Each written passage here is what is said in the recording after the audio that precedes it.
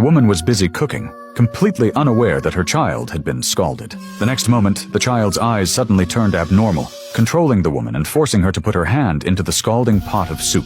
Outside the small town, a man accidentally drove into the area. He quickly lost consciousness and crashed straight into another car. The police swiftly arrived at the scene and drew a white death line on the road, as any creature crossing this line would immediately faint. The police sent an officer wearing a gas mask and a safety rope tied around his waist, ready to handle emergencies and pull back anyone who lost consciousness. The officer slowly moved forward, with people behind holding the rope. Suddenly, the officer also fainted. They quickly pulled him back. Fortunately, the rescue was timely. Otherwise, the consequences would have been unimaginable. Why was this small town so eerie? It turned out that a few hours earlier, the town was holding a grand party when a strange sound suddenly emanated, causing everyone to faint instantly. Not only did the woman lose consciousness, but the entire town's residents, including animals, all fell to the ground, motionless. As the police were seeking rescue methods, the woman noticed an odd scene. The fallen sheep actually started moving. Subsequently, the villagers gradually woke up, except for a few unfortunate deaths. The rest returned to normal. The police began examining every person in the town, but found no abnormalities.